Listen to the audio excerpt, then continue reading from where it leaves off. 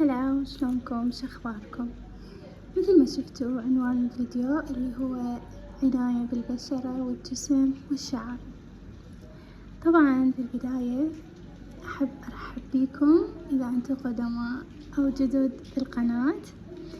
أني أحب أنزل فيديوهات، يعني أحب أشارك يوميات أو أشياء مفيدة أو حلوة، يعني مو شرط تكون مفيدة بس أحاول إنه أخلي فيها جزء من الفائدة. فمثل ما تشوفون قدامكم أنواع منتجات وشغلات،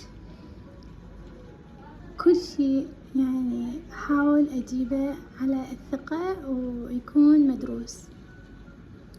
بالبداية قبل لا أبلش بأي روتين لازم أشوف مثلا بشرتي يوالمها لو تتحسس من المنتجات، أشوف شنو نقص عندي من فيتامينات، من يعني أشياء ما تتقبلها جسمي أو بشرتي. فأول شي رحت سويته إنه سويت فحوصات كاملة، الحمد لله ما طلع شي بيه، بس إنه عندي نقص حاد بالحديد ونقص حاد بالفيتامين D3. بحيث الدكتور قال لي انتي شلون عايشة؟ قلت له إنه عايشة ما أدري.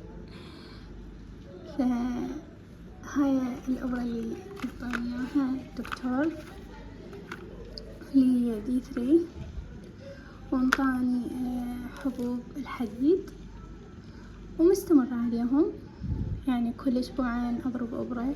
هاي اللي أنا أبد ما كنت أضرب إبرة أبدا بحياتي، اضطريت هسه لأنه الموضوع يتطلب تكون عندنا ثقافة بجسمنا، ثقافة بصحتنا. مثل ما تشوفون قدامكم هذا المنتج. طبعا أنا المنتجات كلها اللي وصفت لي إياها دكتورة مختصة، يعني ما تقشمر علي. فهذا المنتج انطتني إياه، قالت لي إنه إذا بشرتي تتحسس فهذا راح يخليها تتكيف ويا المنتجات، يعني حتى تتعود تتحمل مثلا زيوت أو تتحمل كريمات. فقالت لي شوفي إذا ما تحسست بشرتك بلشي بالعناية. فالحمد لله إنه ماكو شي، واستمريت عليه أسبوع وتركته. بعدين سألتها قلت لها هذا يعني أنا تركته ويعني هو سعره شوية مو رخيص، فقلت لها إنه شلون وين أوديه؟ ليش يعني ماكو إله استخدام ثاني؟ قالت إنه ممكن تستخدميه يفيدك لما تزيلين شعر البشرة مال الوجه بالشفرة، تخليه قبل لا تسوين بالشفرة. فهذا إنه مخليته كل ما أريد أسوي بشرتي أنظفها فأحتاج هذا. هاي أول شي. نجي ثاني شي اللي هو الغسول. طبعا كل المنتجات أصلية وماكو شي يجي بيوم وليلة، يعني ماكو لمعان وتفتيح وبشرة نظيفة ونقية تجي بيوم وليلة، يحتاج عناية. مثل ما أنت تاكل كل يوم أو أنتي تاكلين كل يوم وتشربين وتنامين النوم الكافي، فالبشرة أيضا هم تحتاج عناية، نفس الأكل والشرب والنوم نفس الشي يعني. وكل ما اعتنيتي كل ما يصير أحسن نظارة. طبعا أنا ما أحتاج، وكنت أقول إنه ما أحتاج، وبشرتي وشعري كل شي تمام، وأقول ما يعني مو بحاجة ومن الله حلوة، بس هذا مو مبرر طبعا. لأنه الإنسان كل ما يتوعى أكثر يقول إنه مو شرط اللي أني حلو أو مو حلو لازم أعتني، أو عندي نقص أو ما عندي نقص لازم أعتني، لا. نقدر نعتبره إنه شلون ضمن روتيننا. هذا الشي راح يضيف لمسة، إنه ممكن يخليها نظرة حيوية، يخليها تلمع نظيفة. هذا الشيء نعتبره، أنا أعتبره جزء من النظافة، يعني مو شرط إنه أنا عندي هدف لبشرتي. فهذا أول شيء. الغسول دائما قالت لي خلي من عنده هيك، يعني قد قليل، يعني قطرة مو قطرة كلش ناعمة، لا قطرة زينة، وسوي بيه رغوة وغسلي وجهك. فاستخدمته وكلش فادني، يعني هاي أول شيء، أول خطوة اللي هي الغسول. هذا دا أحكي عن الروتين الصباحي. أول شي الغسول، بعدين هذا المنتج اللي هو هنا ينطي نسبة تفتيح وأيضا يشيل التصبغات اللي بالوجه. هاي الخطوة الثانية. الخطوة الثالثة اللي هي هذا المرطب من هذا. طبعا أنا ما أحب المسميات وما يعني ما يهمني أي مسمى لأي منتجات، اللي يهمني إنه تكون أصلية وذو فعالية وتفيدني يعني بالمجمل. فهذا الروتين الصباحي، زائد يعني نقدر نخلي وياه واقي الشمس اللي هو هذا الواقي الشمس. أيضا هي نفس المنتجات ونفس العلامة التجارية. فمثل ما تشوفون هذا الروتين الصباحي. أما الروتين الليلي اللي هو عبارة عن هذا الغسول أيضا والسيروم. هذا السيروم نظارة لبشرتي، خاصة لما نخلي شغلات لبشرتنا وننام، أحس إنه شلون مثل الحماية وبنفس الوقت تشتغل على يعني ترميمها وتعديلها أحيانا إذا كانت فيها شغلات تحتاج. فالروتين الليلي اللي هو قلنا الغسول وبعدين السيروم وبعدين هذا المرطب أيضا هم نستخدمه بالليل. وأيضا مؤخرا ضفت هذا مرطب تحت العين، قالت لي إنه مفيد ويجيب نتيجة. أني صراحة جربت سابقا، ضربت إبرة على أساس إنه تشيل سواد تحت العين، بس ما فادت وبقت يعني بقت المادة تحت الجلد ومبينة، فرحت زلتها. طبعا كانت $100 وما فاد يعني، رحت زلتها وخسرت فلوسي، حرامات ما يحتاج. أنا ما أنصح بأي شي تجميلي بالمراكز، أنصح بالعناية المستمرة اللي تجيب نتيجة على المدى الطويل. يعني مو مثلا ضربت إبرة لازمها ورا كل شهر أضرب، لا، أوفر فلوسي لمنتجات العناية بدل ما أنطيها للمراكز التجميل. فهذا تحت العين قلت إنه أنا دام راح أستمر عليه أكيد راح ينطي أثر وراح ينطي نتيجة، حتى لو كانت مثلا السواد تحت العين وراثي أو شي، بس لكن بالعناية راح تتفتح البشرة إجباري غصبا عليها يعني. فهذا شفته إنه يعني ممكن استخدمه واستمر عليه. فهسه نكمل. طبعا أني لما شفت إنه أني مضغوطة بالشغل وناسية نفسي وما مهتمة بنفسي، فمن باب التحفيز قمت اشتريت هاي الشغلات، ومن ضمنها اشتريت مرطب للإيد اللي هو دائما هاي الشغلات ترى تناسب الكل، يعني كلنا نقدر نجيبها إذا عرفنا شلون نصرف فلوسنا على الأشياء الأساسية والمهمة. ويعني نقدر نجمع، نقدر نخصص مثلا جزء من مصروفنا ونشتري شغلات مناسبة بس يعني أصلية. فهسه هذا المرطب مال الإيد كلش حبيته، ينطي نظارة للإيد للبشرة مال الإيد، وبنفس الوقت يعني مريح وخفيف وسعره مناسب. وما ننسى أيضا ترطيب القدم صبح وبالليل. هذا لا، أنا أحاول أستخدمه 3 مرات رغم هو قال لي مرتين باليوم.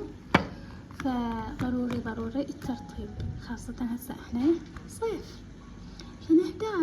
نحتاج نرطب ايدينا رجلينا بشرتنا. واقي شمس دائما، لا ننسى هاي الأمور. يعني العناية بالبشرة أعتبره شي حلو، وبنفس الوقت نقدر نتونس بيه وننشغل بنفسنا أحسن مما نضيع وقت على غير أمور. نجي لهذا المعجون الأسنان. حتى عندنا محل يعني كياج وهيجي، فسألته شنو أفضل معجون، قال لي هذا أفضل معجون أسنان، أبو الشايب ما أدري شلون، بس إنه أعتقد هو إيطالي، هذا معجون إيطالي يعني. صح، استخدمته يعني كم يوم بعدني دا استخدمه هسه صار لي كم يوم، يومين 3، وشفت فرق. اسناني نظيفة تنمع يعني بيها نسبة تبييض للاسنان. فهذا يبيض الاسنان يقولون بس انه شائع، وحتى شفت عليه ريفيوات من يعني ناس معروفة. وبما انه ايطالي فاني اثق باي شيء ايطالي، اثق بكل شيء ايطالي، لانه اني بلدي المفضل هو ايطاليا. يعني ما ادري ليش، بس هو هيك من الله، من خلقت. اي صح شوية سعره غالي على البعض، بس اللي يقدر يشتري عادي. يعني ما أعرف إذا أذكر السعر عادي أو لا، بس هو ب10,000. فأنا أشوفه عادي، غيري يشوفه إنه مو عادي. فاللي يقدر يجيبه ما راح يخسر بيه أبدا، ما راح يخسر. وهو إحنا نخلي قليل دائما. أي منتج عندنا دائما الكثرة غلط. كل شيء كثرة غلط، ما راح تجيب نتيجة أبدا. يعني أخاف باعتقادنا أنه مثلا هذا إذا خلينا هواية من الكريم على البشرة راح تتغطى بالكامل وراح تفيد. بالعكس، كل ما نخلي قليل كل ما تمتصه بسهولة، وتقدر تمتص البشرة بدون ما نجيب ونخلي.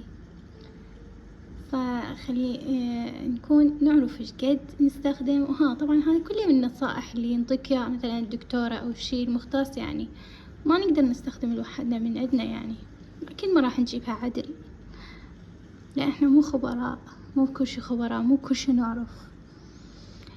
فهسه خلينا نتحول لمنتجات الشعر.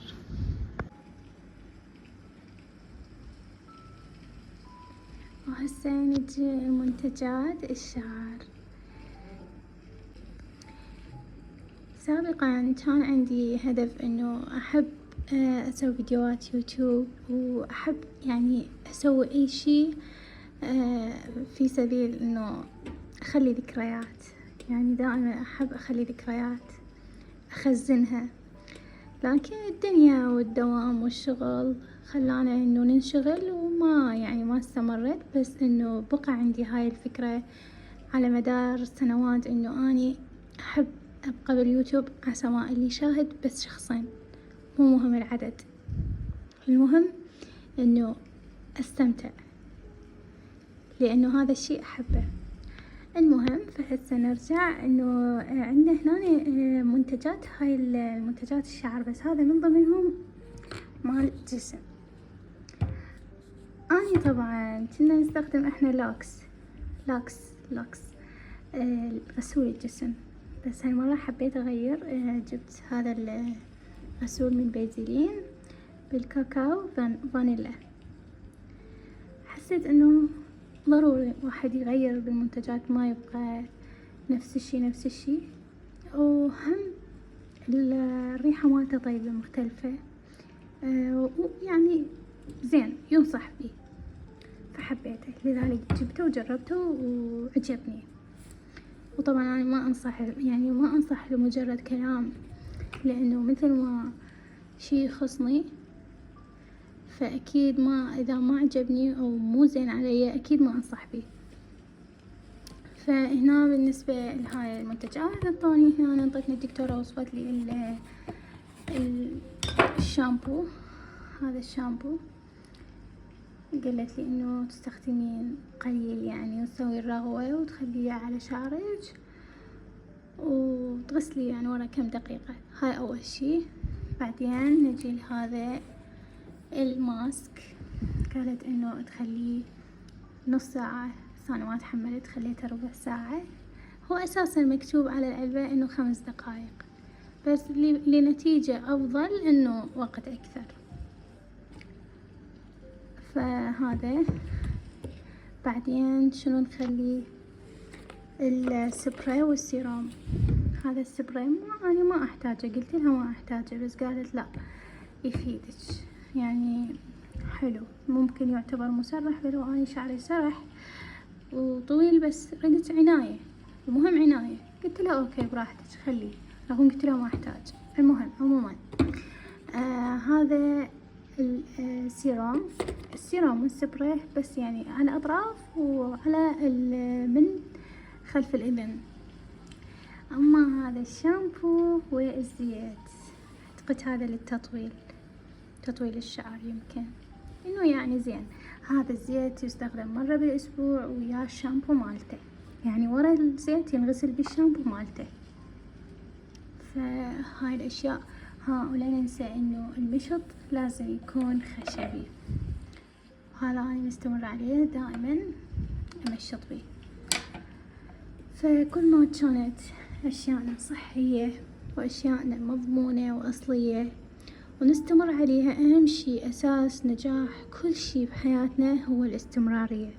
نحاول نجبر نفسنا حتى لو كان مزاجنا مو زين، أو عندنا مشاكل نفسية أحيانا، يعني اضطرابات تصير أو أمور بحياتنا، فهذا ما يمنع، بالعكس المفروض يكون تحفيز إنه نهتم بنفسنا أكثر، ونلجأ إذا كنا ضايجين أو شي نلجأ للعناية، نفرغ طاقتنا السلبية بالعناية ونشوفه هو مصدر راحة. أنا أعتبره مصدر راحة، يعني يغير بنفسيتي، يغير بشكلي، يغير يعني روتيني ويضيف. فدائما أحب يعني أنصح البنات الصغار أو اللي ما يعرفون، ما عندهم معرفة بهاي الأمور، إنه يهتمون بس بالطريقة الصحيحة. أول شي أشوف شنو ناقصني، أسوي تحاليلي، أشوف شنو نقص الفيتامينات، أعوضها، بعدين أبلش روتيني.